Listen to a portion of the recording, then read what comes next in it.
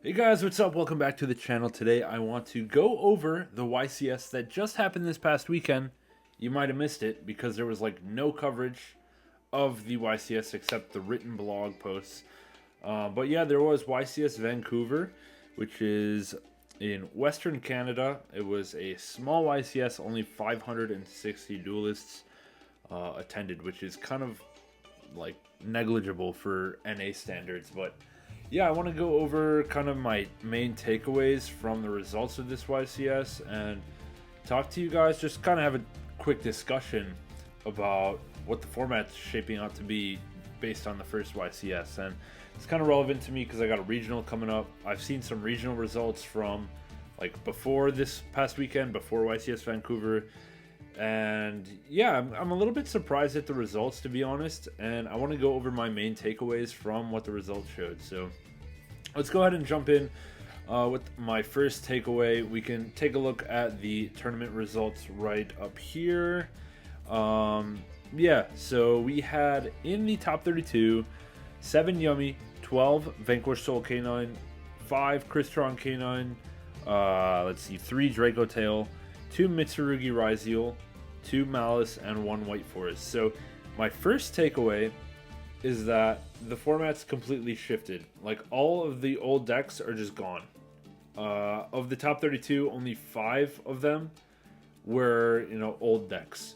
And then we had 27 Justice Hunter decks.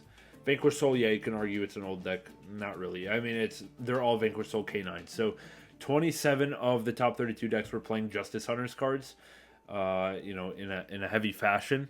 So yeah, that's where we're at, and I did not see that coming. I thought Mitsu Ryzeal would actually like dominate this event because I thought everyone would be off of Joel and Lockbird, and therefore everyone would just start getting FTK'd by Mitsurugi Ryzeal.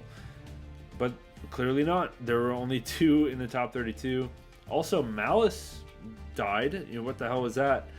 There was like a point where it had table of the, like a pie chart of the top tables at round 8, and there was 0 Malice in like the top 40 decks, and it was like, what the hell is going on? Apparently, two duelists did make it through with their Malice decks, but that's crazy. Like, Malice is so good. Malice is so high power, so consistent. Same with Mitsu Ryzeal. Without Droll in the format, how is this deck not just absolutely dominating these Justice Hunters decks? But apparently they're not good enough. Apparently, like, the Justice Hunters, the Yummy strategy, the Vanquish Soul strategy, and even Draco Tail had a showing more than Mitsu Ryzeal and Malice. Now, I'm kind of curious as to what the entry like pie chart is.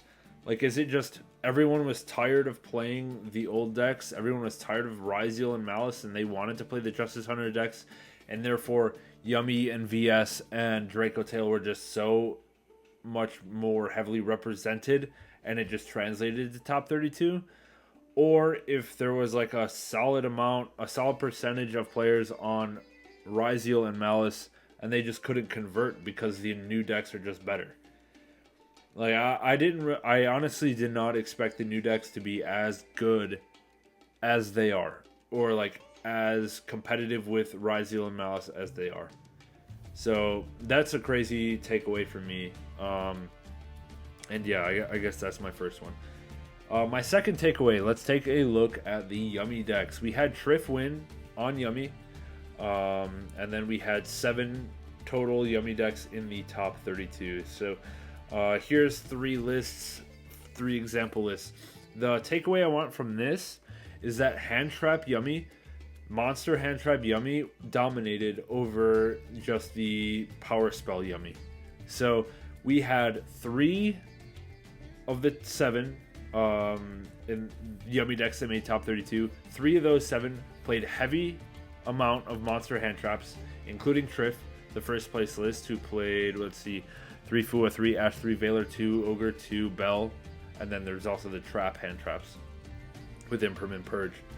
We had 2 decks play kind of like a mix of Breakers and Monster Hand Traps. For example, Jib's list in the bottom here had 3 Fua and 3 Ash in the main. And then we had 2 lists play pretty negligible amount of hand traps or 0 monster hand traps. For example, the one up here, the top 16 list by Jason Yuan, played no monster hand traps in the list. And this kind of surprised me because I expected Yummy to be good because it doesn't have to play monster hand traps. And if you don't play monster hand traps, you don't play into K9 Izuna. But apparently it doesn't matter. Apparently, like, it's better to just overwhelm your opponent with hand traps, with monster hand traps, than it is to just avoid playing into the Izuna altogether. So, yeah, I didn't see that coming. I thought Yummy would be a board breaker deck, or like a power spell and trap deck, and not have just, you know, still have 15 monster hand traps in there. That's kind of crazy. But yeah, that's my main takeaway. Like, I thought Yummy would just be a spell deck. But if you're playing a Yummy deck now, apparently you have to look out for the monster hand trap, like the full hand trap lineup that we've seen most decks play for the last like 6 months. We can also take a look at some of the hand trap options in the side deck. We have Contact C in the side for Trift's list, and that's really good into the Yummy mirror match because a lot of Yummy players are not playing Cross Sheep in the extra deck, which is like they're out, especially after Obedient Schooled, where you're locked into beast monsters. Like, if you go Obedient Schooled and then your opponent drops Contact C, you're forced to use that Contact C to go into the extra deck, and the only beast monster you're really going to be summoning is Cross Sheep. So yeah, there's no or that's just something you have to think about when you're playing into that to the Yummy deck, or into any deck that wants to side Contact C for that matter. Let's see, we also have Metaltronus in Jib's side deck as well. That's a pretty cool tech. And then we also had in Jason's list, let's see, we had Raigeki, we had 2 Lightning Storm, Duster, 3 Thrust, Dark Ruler. I'm really not sure if this is a go first or second deck. I'm guessing it's still a go first deck, just with a lot of board breakers, but yeah, I don't know, pretty cool. Pretty cool variety of Yummy decks that we have here. The next takeaway for me is going to be Pot of Extravagance. So Extrav was the way to go playing Vanquish Soul, or the most successful way to go playing Vanquish Soul, before Justice Hunters. But then once we got K9, a lot of people started cutting Extrav from their list because they wanted the versatility of the rank 5 package in their extra deck. But it turns out that Extrav might still be the way to go even with K9. We had a lot of lists playing Extrav, including both of the Vanquish Soul K9 guys that made the top 4 were playing 3 Pot of Extravagance. And in total, when we look at the pie chart here, we had 12 Vanquish Soul K9 decks in the top 32. 4 of those played the Pot of Extravagance. So, yeah, and like I said, including the 2 that made top 4. So, Extrav did turn out pretty good results. The cards that they were cutting were a lot of the kind of techs that you can go into with the rank 5 package, like the CXYZ Nash Knight and the rank up into C104 or rank up into C10 whatever.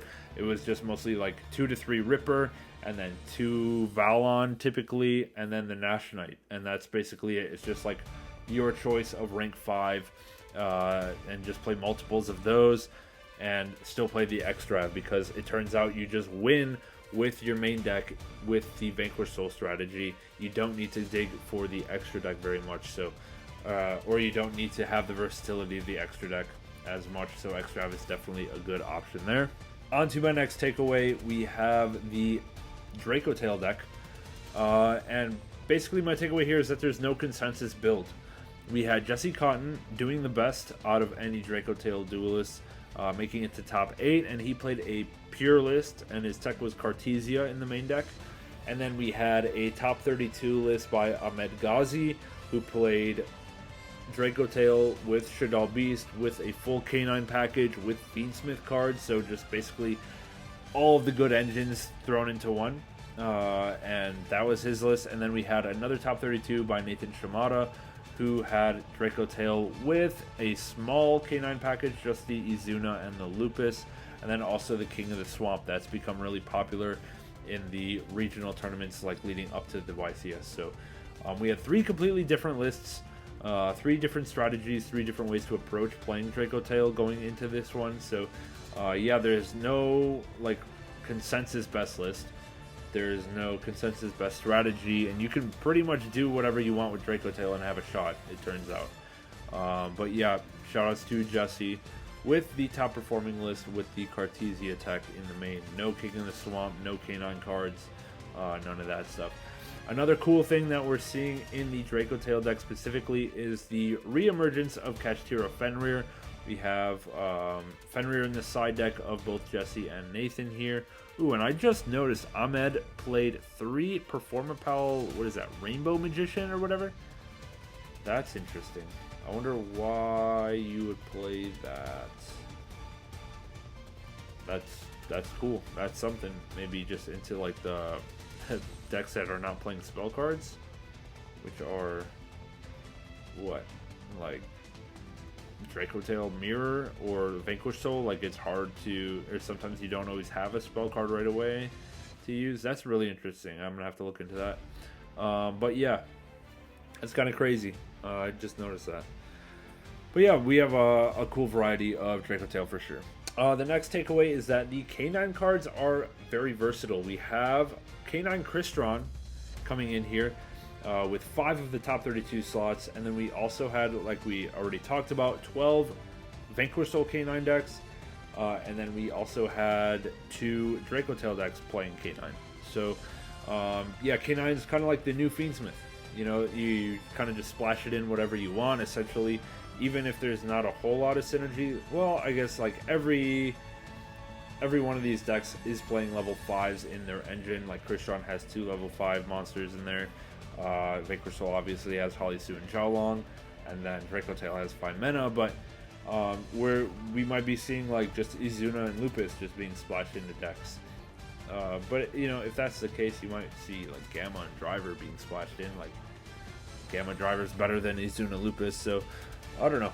We'll see if it gets splashed a little bit, but basically any deck that has a level 5 monster in engine is going to benefit from the Canine package. So I'm interested to see if there's any other strategies that pop up going forward that the Canine deck or the Canine package can support, and if we see any kind of new innovation going out. And as I mentioned before, comparing Canine to Fiendsmith, I also wanted to note that there was only one deck playing Fiendsmith in the top 32, and it was that Draco Tail list that we just saw. And all it had was just Lacrima and Engraver in the main deck. No trap card, no spell cards to search, none of that. So that's really interesting. When was the last YCS where we had only one Fiendsmith card in the top top cut? Anyways, that's gonna wrap up my personal takeaways from YCS Vancouver. I just wanted to put this quick discussion video out there, you know, give my thoughts on the new format, and you can expect to see some deck profiles coming soon because I have regionals coming up this coming Sunday, so I need to practice up a little bit, and then I'm also planning to pick up the Canine package at that regionals. So you know, you might see it in my regionals deck, you might not, I don't know. Depends what I finally, you know, what I decide to go with in the end. But yeah, pretty stoked to see that, and I think we might be able to splash it into some of the older decks on the channel and have a little bit of fun with that. All right, so I hope you guys enjoy this one. Leave a comment down below if there's any surprising things about the YCS that you found, and we could talk about them in the comments. Leave a like, sub to the channel if you enjoyed. And with that, we'll catch you guys in the next one. Peace.